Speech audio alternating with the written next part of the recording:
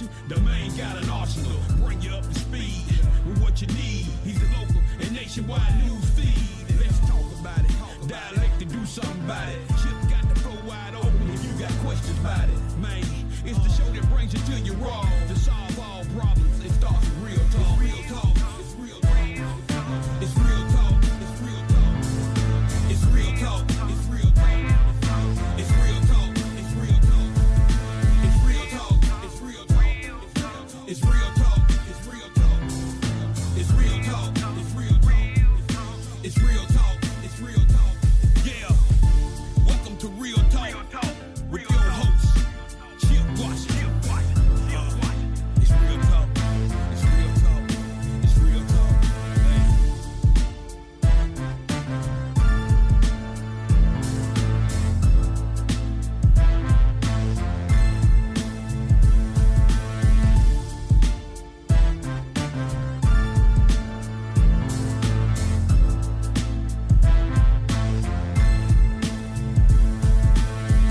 Go on this Monday evening. Well, it was, we had that mood thing going on. Level Lola is right before this fine piece of radio broadcasting. And have you got your level in yet? Have you done your L square yet? You need to listen to her show. It's 5 to 6 Monday evenings right here before Real Talk Memphis. Our Lola is the host of that show. And I was sitting here, I got here a little early today.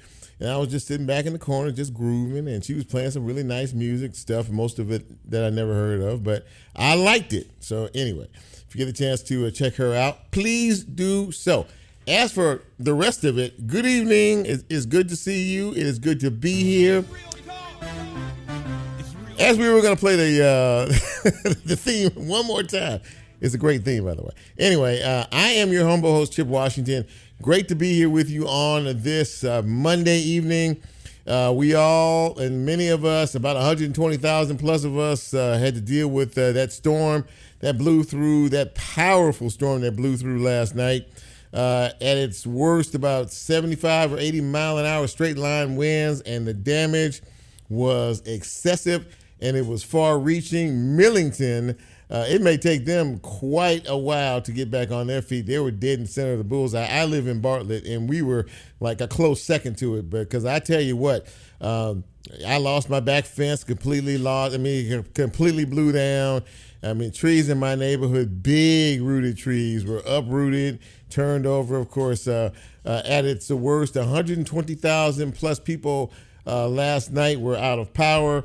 And MLGW is slowly doing their thing, trying to restore power to many, many people. It's hot outside, too, and it's going to get hotter the next few days. Now, they always give you the worst-case scenario by saying, well, many of us need to plan on being out for, I don't know, maybe, let's say several days, maybe into a week. As of right now, as of this hour, 6 p.m., 74,400 plus folks are without power. So that's a pretty good slice from 120. So MLGW did bring some outside crews in here, plus some local folks, and they are really working to get it done. Of course, I lost power last night, but I was told about an hour ago by my neighbors that the power is back. Now, I'm not bragging on that fact, but I will give a shout out to MLGW. They are doing the best they can with so much damage and a lot of primary damage out there. I pray for each and every one of you who are still in the dark. I pray that your power will be turned on sooner rather than later. So, we'll keep an eye on it for you in terms of the numbers. But, yeah, from 120 to 74, that's a pretty good slice. And MLGW, yeoman's job in terms of that. Now, if you're just tuning in to this fine piece of radio broadcasting and asking yourself, well, how else can I find this show, Chip? Well, we are on live right now, 91.7 on your FM dial. That would be WYXR. We are also available on the YXR app. You can also catch us on the TuneIn app. We are also on Facebook Live this evening. So if you're out there or planning to join us a little later on, look forward to seeing you out there. And, of course, once the show posts tomorrow evening, you will be able to get it on YouTube. And as we are a podcast, you can get this show wherever you get your podcast. Now, of course, that all depends on your power situation. If you don't have power, you'll have to wait until all that subsides and everything. But in any event, we're very happy to be here. We have a good show lined up for you tonight. Those of you who are can join us either by radio or the other means that I mentioned, always appreciative. SunAh Laybourn is going to be here. Now, if SunAh, the name sounds familiar and you're a listener of WYXR, Let's Grab Coffee is her show. And it was on earlier today. It is a very informative talk show that she has. And she's also an author. She is an associate professor of sociology at the University of Memphis. She's a PhD. She is pretty much done it all. But one of the biggest things that she did, and the reason why I wanted to have her on this show, was last month was the first time that we celebrated Asian Americans and Pacific Islanders Heritage Month. That was in May. And we couldn't get together schedule-wise, but I wanted to get her on because she single-handedly put that together and really wanted to let all of us know that Asian Americans and Pacific Islanders do make up a certain segment of the population here, and they bring a lot to the table. And I look forward to having a conversation with her about all of that in just a few minutes. A little bit later on, we'll speak to Thomas Burrell. Thomas is the president of the Black Farmers and Agriculturists Association. We all are familiar with Blue Oval City. That is happening in Haywood County. Of course, it's the largest. It is the largest project of its kind ever here. It's going to employ some 6,000 plus people. They need a lot of land in order to be able to do that. And in terms of that, Thomas and his organization wants to make sure that black farmers who own land and generational land there will be able to get the value for their land and also be able to participate in the growth process of all of this. I mean, there'll be retail stores. Just think about it. There'll be hotels and new home starts and a lot of other, that whole Stanton area will be completely transformed within the next few years. And, he is here to let black farmers know that they do have rights and to be able to get an equitable price for their land and also be involved in the process of the development and the growth of Blue Oval City. And a bit later on, did you know this was Black Music Month? Well, it is Black Music Month. It's almost over, but it is. And one of the organizations that is really shining bright in terms of all of that is MMI, or the Memphis Music Initiative. And one of the things that they're doing, in addition to introducing black and brown children to music and being a part of that whole creative area of talent, is they're participating in something in reference to this. And it has a lot to do with a particular candy bar in terms of being actually you've heard of Kit Kat, right? The Kit Kat bar. Well, they're actually on that label this year, and they will tell us why they're on that label and what it means for all of us here in Memphis. From the Memphis Music Initiative, we'll be speaking with the executive director, Ms. Amber Hamilton. So it's at this time of the show, of course, we give props to you. Many of you are celebrating birthdays or have recently done so. So this is your time to broadcast where we hit you with a nice, big, welcoming shout out. But I can't do that unless I say, hit it, Bren.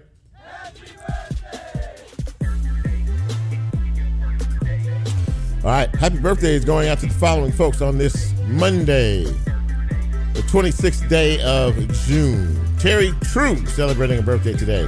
Happy birthday to Rhonda Peters. Rachel Patterson celebrating her birthday today. Happy birthday, Deidre Hathor. To John Corns. Tammy Robinson is celebrating her birthday today, as is Dorshell Spence.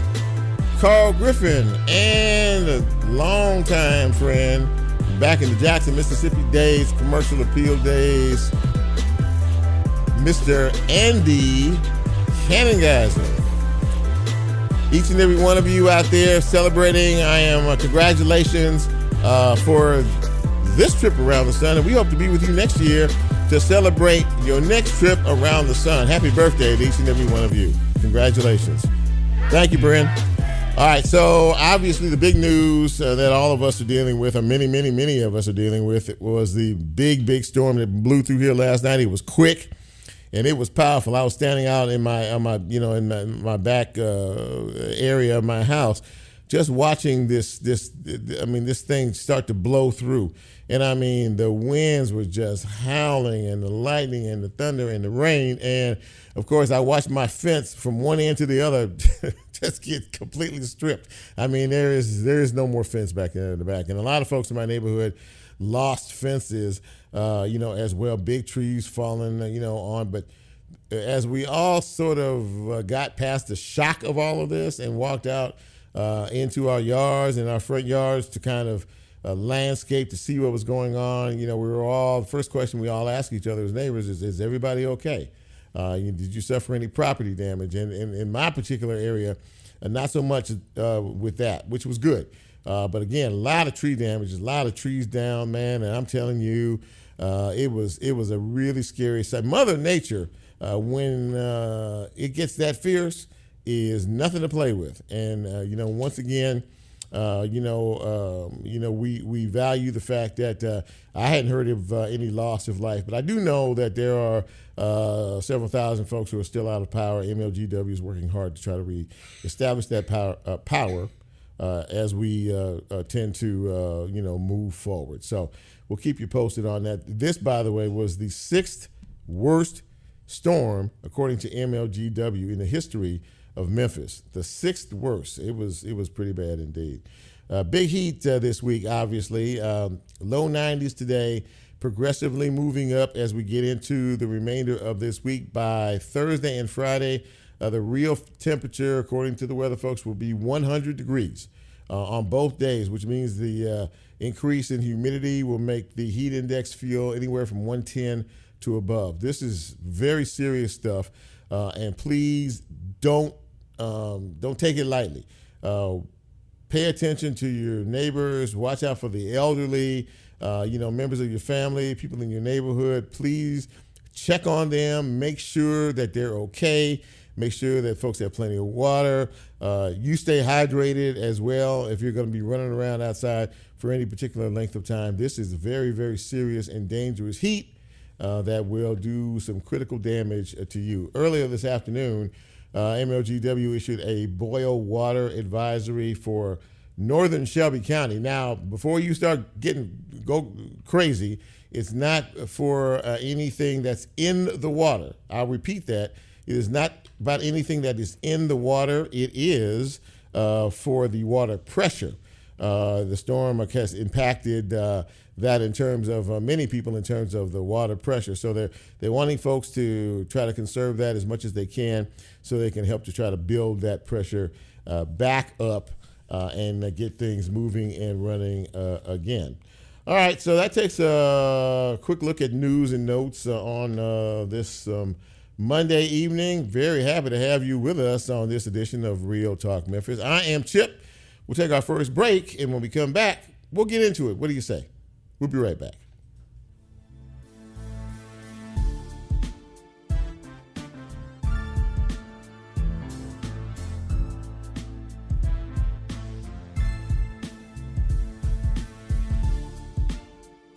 If you like Real Talk, here's a way you can get involved. Do you have a show topic idea or suggestion? Want to be considered a guest or have a guest idea? Then send Chip a message on his Real Talk show page and you can be a part of the Real Talk experience. So as he always says, go out and tell somebody. We'll be right back.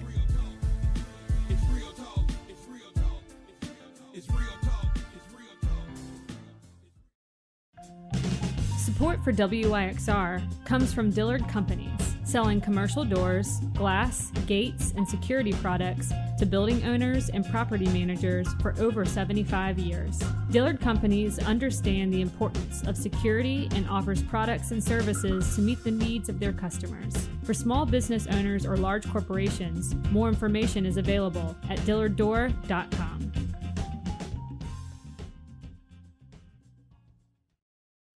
WYXR is supported by the Orpheum's 2023-2024 Broadway season, featuring Funny Girl, Beetlejuice, Six, Company, Les Mis, Mrs. Doubtfire, Wicked, and Mamma Mia. More information at orpheum-memphis.com/season. At WYXR, we are committed to uplifting local organizations and businesses who are making an impact in Memphis. If you are looking for ways to spread the word about your business on air and want to support WYXR at the same time, email us at sponsorships@wyxr.org.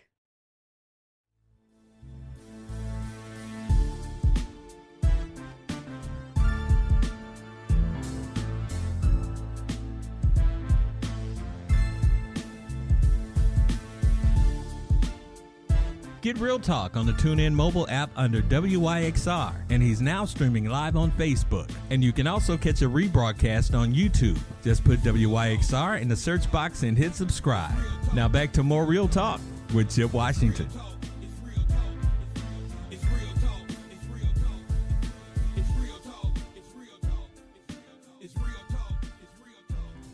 And welcome back to Real Talk Memphis on this Monday evening, this warm evening in the city. Chip Washington with you. Very happy to have you along for the ride. Now, my first guest is, let me break this down as best I can. She is an author. She is a talk show host. She is an associate professor at the University of Memphis, associate professor of sociology at the University of Memphis. She's also a PhD. And she hosts a radio show on this fine radio station called Let's Grab Coffee, which I think is one of the best titles ever for a show. And more importantly, she basically single-handedly created an event that a lot of us didn't realize, know about, or understand, which is really the history of and the contributions of Asian Americans and Pacific Islanders. And we had that Asian American Pacific Islander Heritage Month last month. She is SunAh Laybourn, and SunAh, it is good to see you. It is great to have you on the show. How are you doing tonight?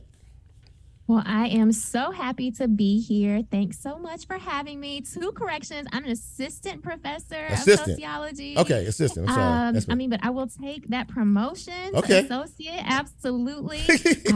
So, look, I'm not mad. But technically, assistant professor, SunAh Laybourn, and yes, fellow WYXR I said co-host, but fellow WYXR radio host. Let's Grab Coffee on Mondays as well. That is exactly correct. I love that. Let's grab coffee and just sit back and talk about things. And you interview a lot of really great folks from all across the country. You talk about a lot of wonderful topics. I enjoy your show. I'm a fan of your show. Thank you. Thank you so much. So let's talk a little bit about this amazing event that you put on last month. And, I know you're pretty humble, but, this endeavor to really open up the world to the rest of us here in the city of Memphis about the contributions of Asian Americans and Pacific Islanders. What made you take on this endeavor? And, why did you think it was so important? Yeah, well, Asian American and Pacific Islander Heritage Month has been a national Heritage Month for 30 years. Started off as a week-long celebration almost 2 decades before that. But here in the city of Memphis, we had never had a month-long acknowledgement. We've never had a full month-long celebration. And as someone who grew up in Memphis, as an Asian American, and as someone who moved back to Memphis just 5 years ago, I was like, okay, it's time. Mm-hmm. And to your question, it was time because, of course, with everything that has happened in this world with COVID-19, particularly with the rise in reported incidents of anti-Asian violence, is very much on top of mind. Like yes, we need to know about what's happening in our social world, and definitely we need to be more attuned to racism in any and all of its forms. But there's also a space for celebration as well. So I think that we can do both, right? We need to know what is happening in our world. We need to know how to stop racism in, again, anywhere that we see it, anywhere that it arises, but then also we need spaces to celebrate. And so here in Memphis, we've never had a month-long celebration or really much of an acknowledgement that May is Asian American and Pacific Islander Heritage Month. That in and of itself is interesting. And you said that it has been around as a national holiday, or national recognition rather, for the past 3 decades. And it has never been recognized here. As you were doing your research and as you were trying to put all this together, did you come up with any reasons as to why there was no real acknowledgement of the Asian American Pacific Islander community? I think that's a great question. I do not know. I mean, I would venture to say because our local Asian American population has been extremely small in number. So right now, currently, we're still less than 2% of our total city's population. And so thinking about previously, less than 1%. And so I think one, it's because of our small number. And because of that small number, people might think like, oh, you don't matter, right? I would also venture to say it's because of how we see our city, right? We are a very Black-white city and have been that way for a long time, even though we see increasing numbers of Asian Americans, of Latinos in our city, as well as other ethnicities. But I would say my best guess would be simply because of the number or the small number of Asian Americans in our community. That's that to me is very interesting. So when you started to kind of formulate all of these plans in your head, you started to take on, the terrific opportunity to be able to put together a month of recognition.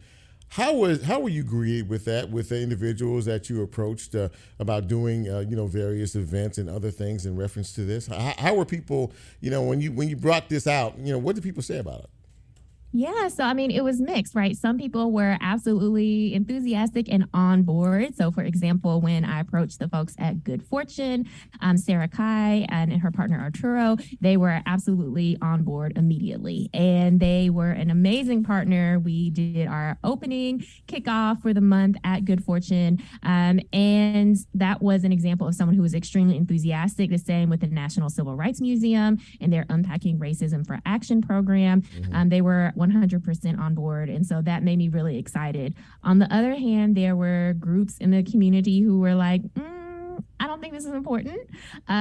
Or, people were skeptical because they'd never seen a month of celebration happen before. And so, I think sometimes it's difficult for people to imagine, a reality that they hadn't yet experienced. Yeah. And that's fine. I knew that this was something that had to happen. And so it didn't matter if people were on board or not. And as we see, we had a wonderful month of celebration. And in the end, folks are really excited to see everything that happened and felt very much seen and heard and a part of our broader community. So not only to be seen and to be heard and to be recognized, but really, I would imagine opening a lot of people's eyes out in our city who just didn't know and who just didn't realize. That probably for you, and I don't want to put words in your mouth, but had to be probably one of the most gratifying. That when it was over, as the people that came up to you and said, "SunAh, this was amazing." I mean, really, we didn't know, we didn't understand, but we really embraced that. That must have been very gratifying for you, no? Absolutely. And you're correct. For a lot of people, they weren't aware that May is a National Heritage Month, right? We're here in Memphis, so Memphis in May takes over a lot of the bandwidth for this city. Sure. But for people to learn and to celebrate and to feel connected with other community members, that was really the goal. And so hearing people really be excited, and so many people said, I've been looking for something like this, or I've wanted, something like this in the city. And so that made me feel very happy. You mentioned that as it stands right now, somewhere around 2% of the population is Asian American, Pacific Islander. I would imagine that the folks in that circle, when informed about the fact that this month was going to be celebrated here, we're very much embracing of the opportunity to be a part of it and really enjoy all of this. Absolutely. And, still, I will be very honest with you. Some people were not excited because they'd never seen it happen. And so when I said that earlier, that goes across races and ethnicities as far as that initial reaction, where some people were super excited and other people, again, were skeptical because they had never seen it done. And, I think after a while, when you have been ignored, and not visible or not seen and celebrated, you can start to think that is just, that's just how things go. And it can be difficult to embrace the opportunity to, to be seen and to be celebrated. But like I said, in the end, I think that people were very happy. So now that you, the first one was done, it was very successful from what I'm to understand. Now you're going to prepare for year number 2 next year, and I'm sure I'm already predicting that you're going to have more partners and more individuals wanting to be a part of putting all this together than you can probably even imagine. So you got to be looking forward to what comes next. Absolutely. Of course. I mean, I am already in planning mode. I started planning last month. So yes, as year 1 was happening, I was already planning for year 2. And, now people know, they have an idea of what's possible. And people are, for folks who needed to see it before they could believe it, you've seen it. And now, as you stated, more partners coming on board, more folks who are excited about what we can all do together for year 2 and beyond. So before I let you go, we talked about your show, which comes on Mondays. It's called Let's Grab Coffee. Am I correct? Yeah, Let's Grab Coffee. Let's Grab Coffee. So was the concept as simple as the title? I mean, you wanted to, when you approached the station about this or vice versa, to do this type of show, what was your focus? My original focus was to be able to catch up with experts from across the country who are answering the questions about our social world that, questions we have about why are things the way they are, or maybe even questions we didn't know we had.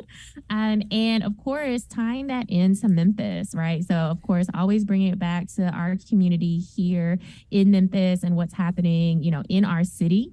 Some of the main issues that are happening across the country or in other big cities are, of course, happening, in our city as well. So I wanted to give listeners an opportunity to get informed opinion about some of these social issues. So we've talked about health, talked about religion, talked about policing, talked about friendships, right? A range of topics, and really excited to be able to, again, provide research, provide data to some of these conversations. Well, it's a great show. It really is very informative and very enjoyable. You do a nice job. I tell you what, SunAh Laybourn, you are very impressive. You truly are. And I'm glad that we were able to coordinate this and get you on the show, because I really wanted to talk about what happened last month. I'm very proud of you, as I'm sure many people are. And hey, you're always welcome back here to Real Talk. Thank you. Thank you so much. It's been such an honor to chat with you tonight. I'll talk to you soon. You take care, okay? All right, you too. Bye-bye. That was a great interview. I really enjoyed that. And she's really impressive. And I tell you what, last month's there we go. I was hitting mics and knocked stuff off. Last month's events were very well received, and we wish her the best of luck in the future. We'll take another break. And when we come back, we will continue for this Monday evening right here. It's Real Talk Memphis. I'm Chip. We'll be right back.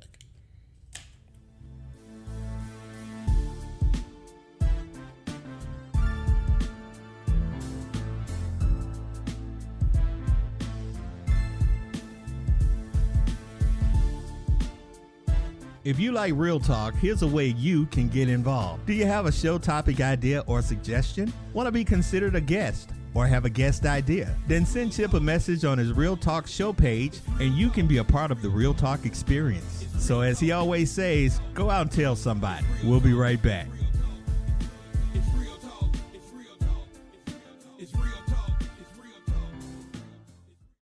Church Health's Memphis Plan continues its decades-long commitment to serving local musicians with comprehensive health care and also tailors its focus to small business owners and the self-employed. Healthcare through the Memphis Plan provides care in Memphis for Memphians. Related services include preventative health, optometry, dental care, and more. More information regarding availability at memphisplan.org or at 901-272-PLAN.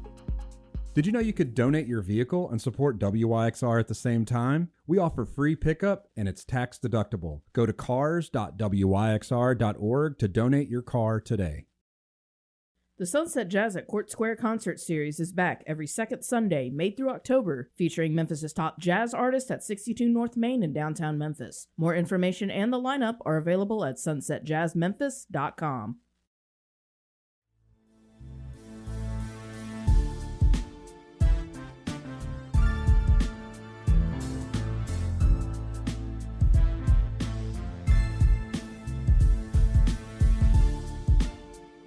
Get Real Talk on the TuneIn mobile app under WYXR, and he's now streaming live on Facebook. And you can also catch a rebroadcast on YouTube. Just put WYXR in the search box and hit subscribe.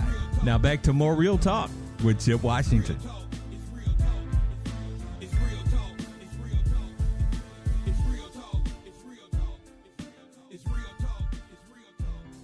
And welcome back to Real Talk Memphis on this Monday evening in the city. Chip with you, and we talked about this at the outset of the show. Blue Oval City is the biggest manufacturing project, I believe, in Tennessee history. 6,000 future employees out there in Haywood County, Stanton area, and of course. Now we're starting to, figure out the land situation and how much land they're going to get. And, of course, there's another equation to all of this. There's a lot of black farmers, in the area who have had land in that particular area for generations. I mean, these go back quite a ways. And as we get into negotiations and the building process, there are a lot of components to this.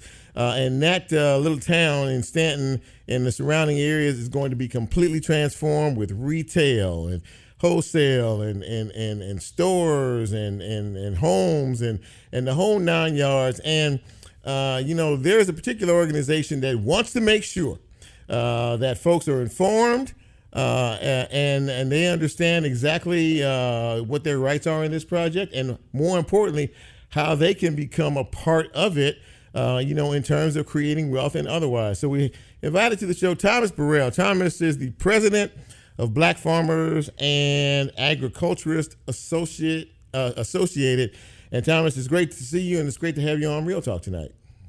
Chip, thank you for having us. We appreciate you for giving us the opportunity to help to put into perspective, as you said, the economic development opportunities. There's a smorgasbord. There's a plethora. There are a lot of opportunities at the retail level, at the distribution level or logistics. People are going to be needing houses. People are going to be needing apartments, warehouses. Yeah. We want our members to understand, members of the Black Farmers and Agriculturists Association, even though, Chip, the state may need to use some of your land to annex your land for the benefit of a highway. But the question is the glass half empty or is it half full? Now, we're saying that whatever land that you have left as a result of this brand new 4-lane highway, meaning now they've made the remainder of that property more accessible. What we're talking about, Chip, is generational wealth. You can't have generational wealth if you sell. You only have generational wealth if you maintain and develop. Historically, we have been selling land. In 1910, African Americans owned 16 million acres of land. Mm-hmm. About 20 million acres of land, to be correct. We've lost about 15 million acres. So we still have the equivalent of about 4 or 5 million acres collectively, Chip. That's about 25 to 40 billion dollars with the B, Chip. So what we're saying is when we see this pattern, Chip, of automobile manufacturers moving south, 60 years ago, who would have imagined that Ford would be in Stanton, Tennessee? Yeah. People in Stanton, Tennessee left the cotton fields going to Detroit to work for Ford. Now we see that General Motors has moved to Spring Hill. Volkswagen is coming to Chattanooga. Nissan is in Smyrna. Ford is in Brownsville. We go down to Alabama. We see Toyota, Nissan, Mercedes-Benz, Hyundai. There is a paradigm shift, Chip. They're moving into our relative backyard where we own land now. Yeah. When we went north to Detroit, we were providing labor. Sure, they're going to need labor. They're going to need 6,000 to 7,000 employees, but they're also going to need land. And as you said, that land is going to give us an opportunity now. Chip, one other point. The problem that we have in the African American community is most of our land is owned by heirs. That is to say, granddad left 100 acres, Right. 200 acres. He died without a will. Right. And therefore, because there are multiple owners, there is no governing body, it is hard for a corporation to do business with an unincorporated entity. So our theme, Chip, is we have to A, incorporate, and B, collaborate. And that's what we're trying to get the landowners in that part of the country today. And that's what we were meeting about. Yeah, I wanted to ask you about that. You did have a meeting this morning at a church, with several. I saw some pictures, with several of the black farmers, giving them, not only providing them with information as you just so eloquently provided, but also giving them the chance to ask you questions as well as to what is their next move. How do they move forward in this? Some of the things that they may not know now that they are going to need to know later, which proved to be a very valuable session this morning, I take it? Yes. One of the main questions was from a lady. She says, I want to do everything you're talking about. We own land. My family owns land, but we don't know how to do this. Who's going to help us? So there needs to be advocacy component. And that is to say, even if the average person wants to incorporate in order to collaborate, the average person will not have the expertise to collaborate and negotiate contracts with a multi-billion-dollar corporation. So the Black Farmers and Agriculturalists Association, we have a history of advocating and dealing with complex litigation with our attorneys, i.e. the Black Farmers lawsuit that we settled with the Department of Agriculture. So this is not, for the sake of lack of a better phrase, our first rodeo. We understand advocacy. We understand pooling resources. So therefore, what we want our members to be, though, is to get them ready. Forward here again, every single person or entity who is going to make some of that $5.6 billion chip, they have one thing in common. They are incorporated. So we had African-American businessmen here today from Indiana. We had individuals here from Alabama who are already doing business with the automobile industry with their suppliers. So for instance, if you have 10 acres, you may need to pool that with your neighbor because the corporations, Ford and others and their suppliers are going to be more prone to dealing with the person who will have a block. And this is where the collaboration and the incorporation comes into being. And as we said, this is an opportunity. We know we have some grievances, but first and foremost, Chip, we want to make sure we take advantage of the opportunities that are inherent in this mega project. Absolutely. This is an extraordinary bit of business here. And I think that, as it gets closer, as the construction starts to, we all start to see the tangibility of the bulldozers and the tractors and everything, and groundbreaking, the whole 9 yards. These are very important questions. But more importantly, I think knowledge is power is what I hear you say in everything that you're saying. Knowledge is power. And the more you understand how this works, the more when someone eventually comes to you and wants to do business, you are already sort of armed with maybe some of the questions that you need to ask in front of all of this to make sure, as you say, that you are included in the process and also available to the great wealth possibilities that come from a project, because it's not just the plant. Like you said earlier, it's everything around it. That 4-lane highway, which is going to be huge, and a lot of other things as well, right?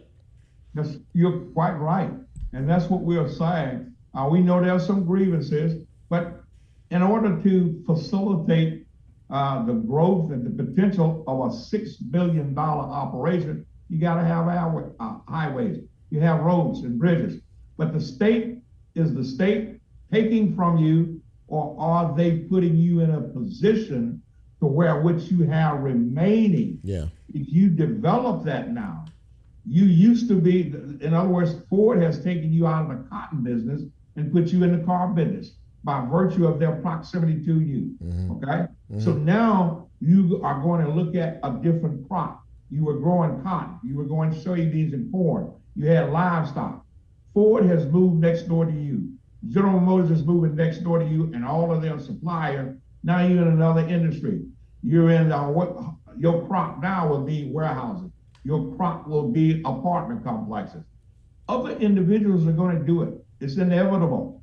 The point is, why shouldn't people, Chip, who own the land for 5 or 6 generations, now sell that land and have their grandchildren to come up and say, well, you know what, where that Hampton Inn is now, where that warehouse is, where those $1 million homes are now, my grandmama and granddaddy used to own that land. So when we talk about generational wealth, Chip, no, we're going to create another crop. There's a paradigm shift here. We're going to shift gears. We're not going to sell. We're going to incorporate, collaborate, and develop to make sure we have generational wealth. Well, I got to tell you something. It all sounds really, really good to me, and I am really happy that you took some time to come on the show tonight, talk to some of our listeners about all of this. This is extraordinarily important stuff. Thomas Burrell, President of Black Farmers and Agriculturalists Association of America. Thank you, man, for coming on the show. I really appreciate you. I learned a lot in this conversation. Thank you so much. Thank you, Chip. Thank you for having us. You're welcome, and you have a good evening. And I look forward to seeing what this is going to be all about, ladies and gentlemen, as time moves forward. As he said, this is a chance to, to be a part of something much bigger than yourself. We're going to take our final break of the broadcast. When we come back, as I said at the top of the show, this is Black Music Month. And of course, we have a little group here called the Memphis Music Initiative. And what do those two things have in common, along with Kit Kat? I know you're scratching your head. We'll explain when we come back.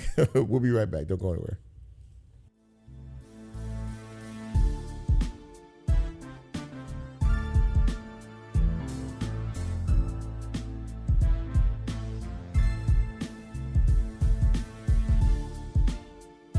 If you like real talk, here's a way you can get involved. Do you have a show topic idea or suggestion? Want to be considered a guest or have a guest idea? Then send Chip a message on his Real Talk show page and you can be a part of the Real Talk experience. So as he always says, go out and tell somebody. We'll be right back.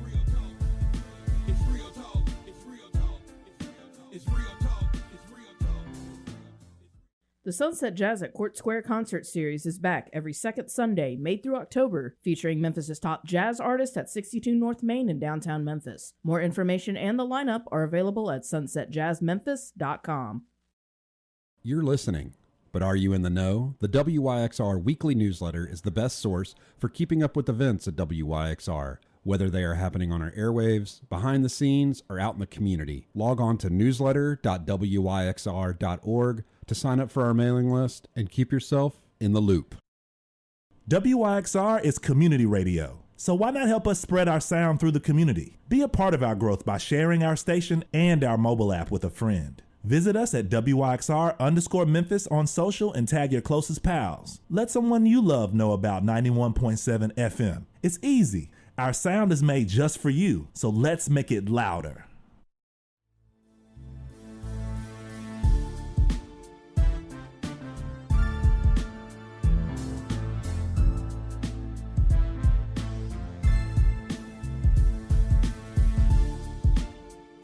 Get Real Talk on the TuneIn mobile app under WYXR, and he's now streaming live on Facebook. And you can also catch a rebroadcast on YouTube. Just put WYXR in the search box and hit subscribe. Now back to more Real Talk with Chip Washington.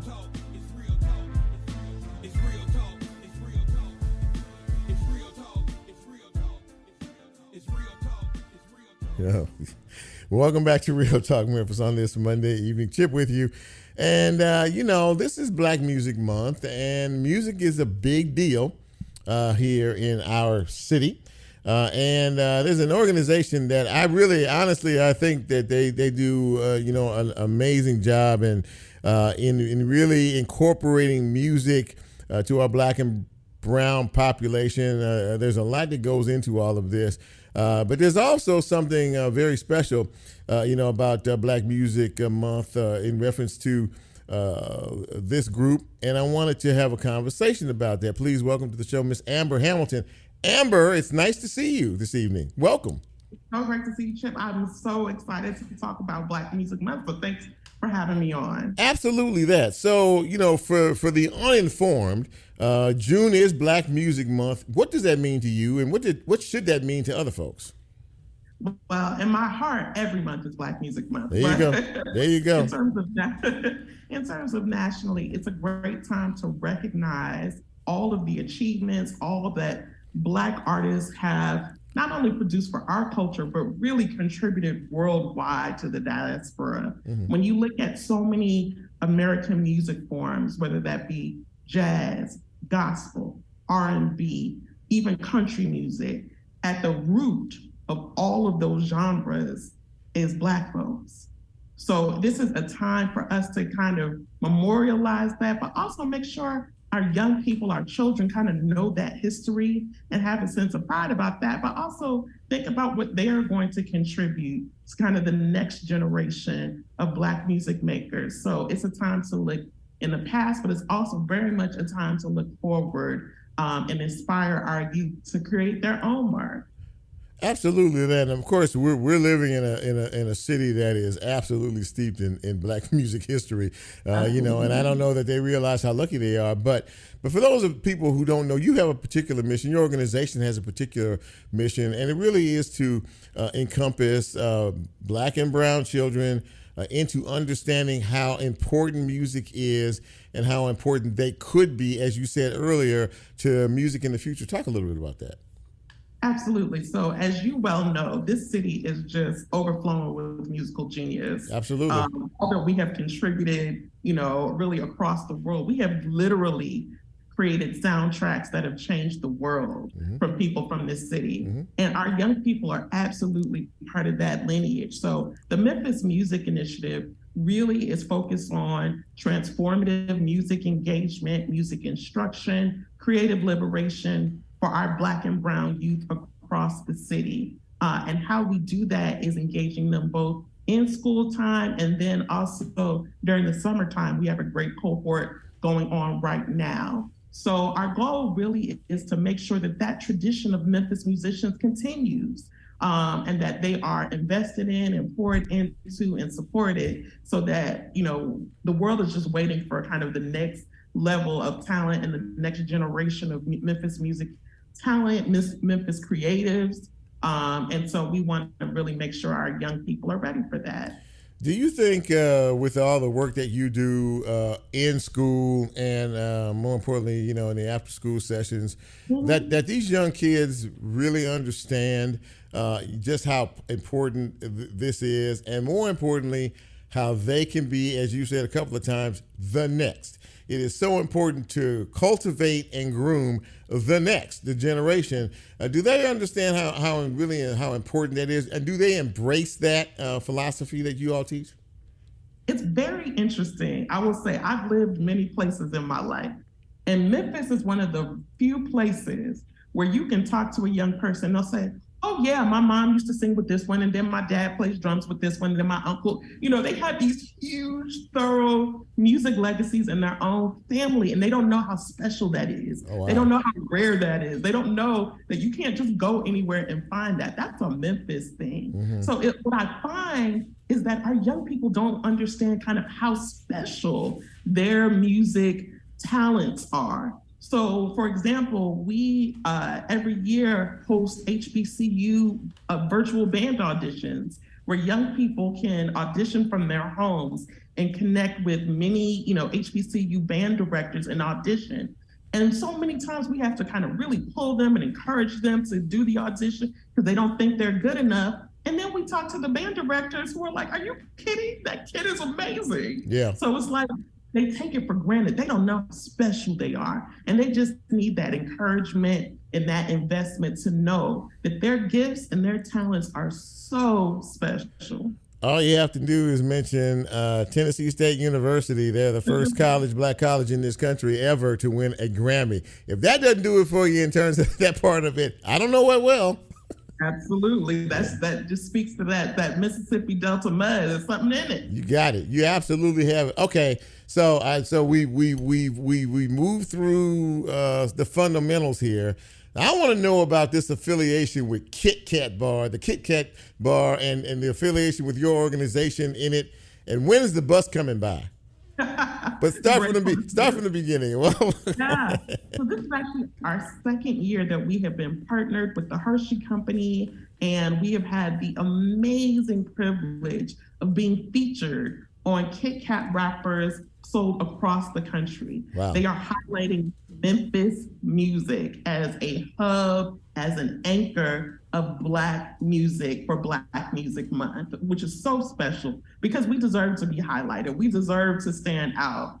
So this is our second year. We're actually one now of 6 cities being highlighted on this, but we want to, of course, blow it out here in Memphis. So there will be a party bus coming on Thursday, hitting various spots around the city. We're going to be at Crosstown. We're going to be in Overton Square. We're going to be in Soulsville. We're going to be downtown. And we will be giving away these Kit Kat bars that have the Memphis kind of music, beautiful artwork by Memphis's own Mia Sane, an artist here. Yeah. So giving those bars away to people and celebrating Memphis Music Month. And we'll be playing a special song that was created by some young Memphis musicians and some Memphis musicians and legends in the making. So it's going to be awesome. That is a very, very big deal. It truly, truly is to be nationally recognized by the Hershey organization, not once but twice. Exactly. And be featured on the Kit Kat label. You're riding around in a bus that's going to celebrate all that. That's big stuff there, Miss Amber. You guys might actually be doing something down here at MMI. We're trying, but all we're doing is highlighting all the amazing work that Memphis creatives put out every day. Yeah. They're the ones that are really, special and deserve this shine and deserve this attention.